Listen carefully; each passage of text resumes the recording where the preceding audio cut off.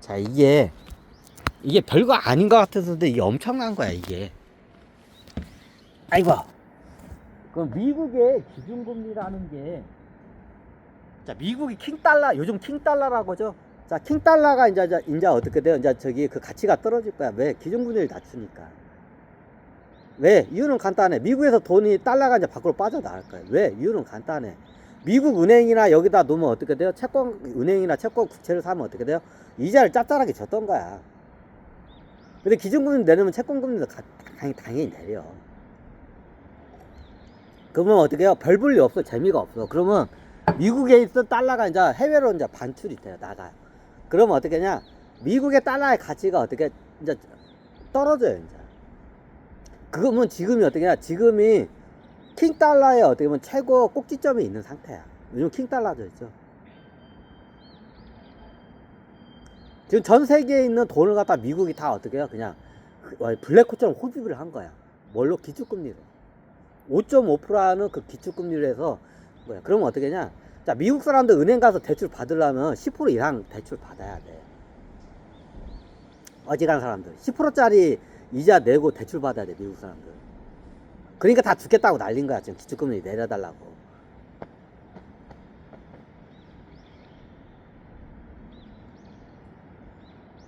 그죠? 자, 생각을 해봐. 그럼 우리나라, 미국으로 우리나라에 있는 돈이 안 빨려 들어가려면 어떡하냐? 미국보다 우리나라가 기축금리를 더 높게 측정해야 돼. 국채도 더 줘야 하고.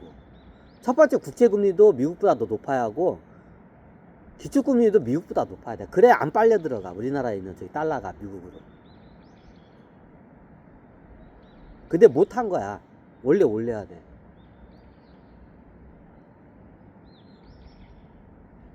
그거 3.5%가 유지한 게 다른 그 트릭을 이용해가지고 그걸 갖다 막아낸 거야. 그 반출을 못하게끔. 사람들 잘 모른대. 원래 그 3.5%면 그냥 쑥쑥쑥 빠져나가요. 국내에 있는 돈 다 환전해가지고 달러로 다 쑥쑥 빠져나가. 달러 다 빠져나가. 그럼 우리나라 어떻게 돼요? 금융위기 올 수가 있어. 또 예전처럼. 아, 금융위기래. 그 저기 뭐냐. 그 외환 저기 그 위기가 올 수가 있어. 야, 그런 여러 안전장치를 다 해놨기 때문에 안 터지는 거야, 지금. 사람들이 잘 모른대. 그러면 우리나라는 저기, 안 뺏기려면 저기, 미국이 5.5%까지 기준금리 올수면, 이런 말 하면 우리나라는 7%까지 올려야 돼. 그래야 저기 달러가 반출이 안 돼요. 돈이 반출이 안 돼, 해외로. 미국이 5.5% 올리면 우리는 7% 올려야 돼요. 자, 7% 기준금리가 7%면, 이렇게 은행 그 1금융권 대출금리 다 어떻게 10%가 다 넘어가. 10%가 다 넘어간다고.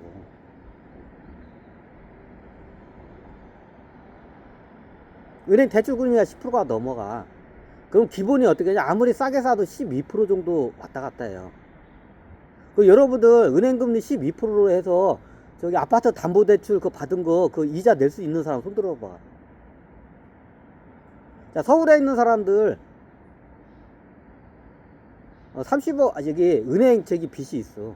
30억짜리 강남 아파트 사기 위해서 한 저기 내 돈 한 저기 10억 저기 은행 돈 20억 빚졌어. 자, 그런 사람도 있어요, 진짜로. 강남에 아파트다고 30억짜리 30평짜리가 30억 아파트가 있어. 이 아파트를 갖다 어때? 내 돈 10억 그리고 은행 돈 20억. 자, 20억이야. 자, 20억에 12% 이자면 월 얼마 이자를 내야 한대?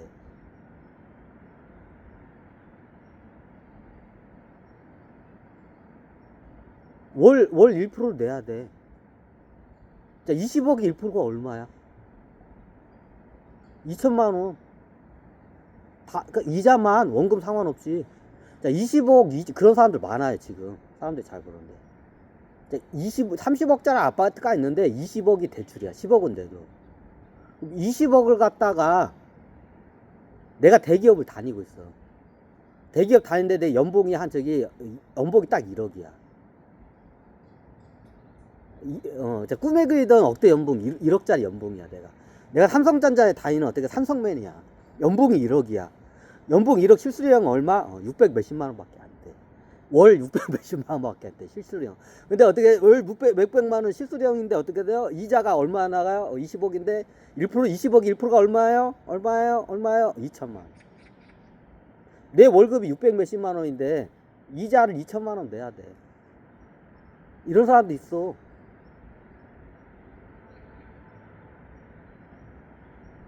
그거 어떻게 버틸 거야? 당연히 경매장 그냥 넘어가지 뭐 그거.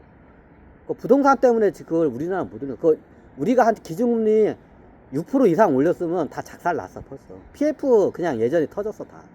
다 지금 꽁꽁 싸 매고 있는 거야 그거 안 터지게. 다 문제야 그거.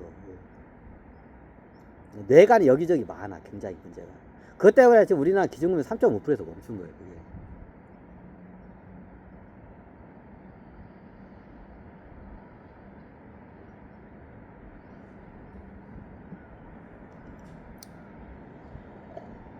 자, 미국이 5.5% 올렸을 때 우리가 대출금리를 한 6에 저기 기준금리를 6에서 7% 올렸으면 지금 기업들 빚이 많은 기업들 어떻게 해요? 그거 못 버텨.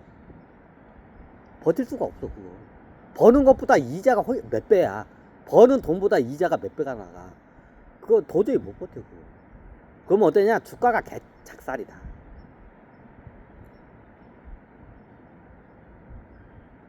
원래대로 하면 한국은행이 최소한 미국보다는 조금이라도 높게 측정해야 돼. 그러면 그렇게 미국처럼 기준금리를 올렸으면 어떠냐? 시중 대출금리가 10%가 다 넘어. 10%짜리 이자 써야 돼. 쉽게 말해서 10%대 이자 써야 돼. 자, 그거 버틸 수 있는 사람 지금 자, 여러분들 지금 가정 저기 뭐냐 개인 대출하고 기업 대출 대표적이야. 기업 대출하고 저기 여기 어떻게 해요? 10 몇 %짜리 이자 버틸 수 있는 없어 그거. 그러면 어떻게 되냐? 개인도 부도 나고 기업도 부도가 나. 그러면 그때 주가가 그냥 완전히 곤두박질을 쳐. 그럼 우량주들도 그때 다 떨어져. 그럼 그때 미국 사람들 입장에서 어떻게 냐? 그때 헐값에 우량주들 사면 나중에 10배 먹을 수 있어. 야, 그게 뭘 아냐? 통화정책만 그걸 갖다 미리 정보만 알아도 통화정책이 어떻게 돌아가는지만 알아도 이건 쉽게 돈을 벌 수 있는 거야. 야, 내가 미국 사람이면 어떻게 해요? 저기 뭐냐 일반전자에 사가지고 삼성전자가 일반전자에 사가지고 어떻게 해요? 오반전자에 팔고 나와 5배 먹고 환율에서 2배 먹어. 5 곱하기 10배 먹는 거야. 그럼 1억 달러를 투자했는데 어떻게 돼요? 나중에 얼마가 들어와요? 이제 환전에서 딱 5년이 되니까 10억 달러가 들어오는 거야. 자, 뭘 보고 투자한 거예요? 삼성전자 보고 투자한 게 아니야. 종목 보고 투자한 거 아니야.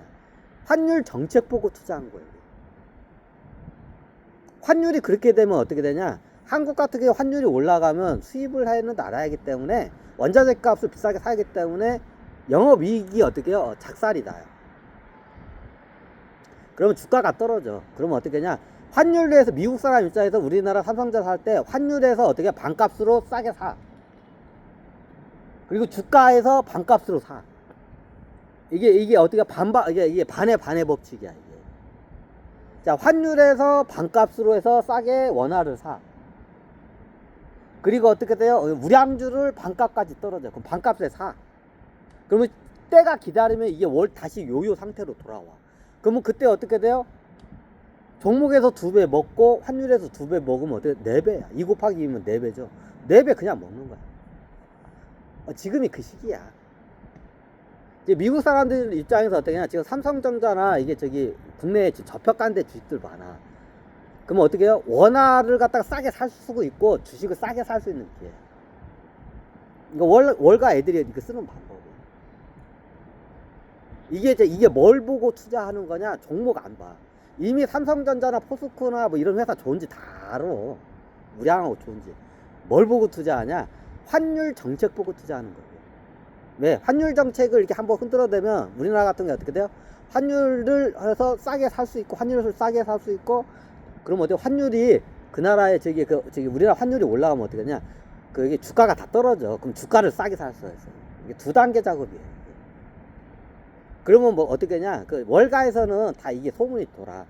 미 연방 주비은행에서 어떻게 되냐? 저기 한번 이걸 통화량 정책을 한다. 그러면 어떻게 하냐? 이걸 갖다가 한번 이게 밝기 작업이라고 해요. 이거 갖다 양털 깎기 작업이라고도 하고 밝기 작업 어떻게 하냐? 달러를 갖다 버려. 우리 달러를 갖다가 어떻게 해요? 그 나라에서 막 안 쓰고 버려. 그러면 어떻게 하냐? 그 나라 환율 그 나라 화폐를 갖다 한번 밟아버린다. 이 작업을 해. 미국에서는. 그때 우리나라가 어떻게 돼요? 그때 환율이 탁 튀는 때야, 그때야. 그거 다 작업을 하는 거야. 그러면 월가에서는 미리 이렇게 소문이 돌아. 다음 타겟이 어떻게, 미 연방준비은행의 다음 타겟이 어느 나라 중앙은행이라는 게 이게 딱 타겟이 이게 소문이 딱 나. 네트워크가 있어. 그 소문을 듣는 사람. 그럼 걔네들이 어떻게 해? 그러면 그쪽에 공격이 들어가면 그쪽에 환율이, 그 나라의 환율이 작살이 나면서 그 나라 주가나 부동산 같은 자산이 어떻게 개작살이다. 그럼 싸. 그럼 환율로 해가지고 그 나라의 화폐를 첫 번째 싸게 사고, 그 다음에 거기에 자산시장이 작살나는 거기 주식이나 부동산 채권을 싸게 사요. 그 나중에 어떻게 돼요? 요요가 다시 올 때까지 기다려. 원래 상태로. 그러면 어떻게 해요? 기본이 한 책에 3배, 4배, 5배 먹는 거야.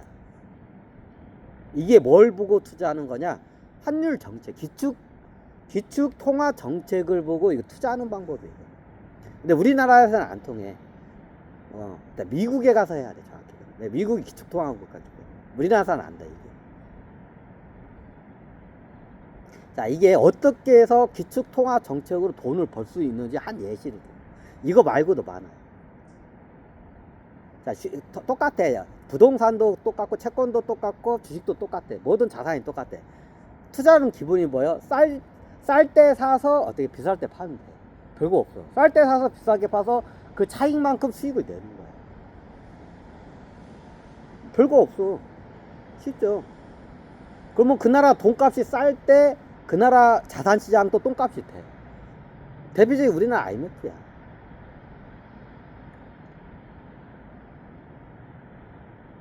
그럼 그때 투자하면 돼. 그럼 나중에 여기가 회복이 돼요.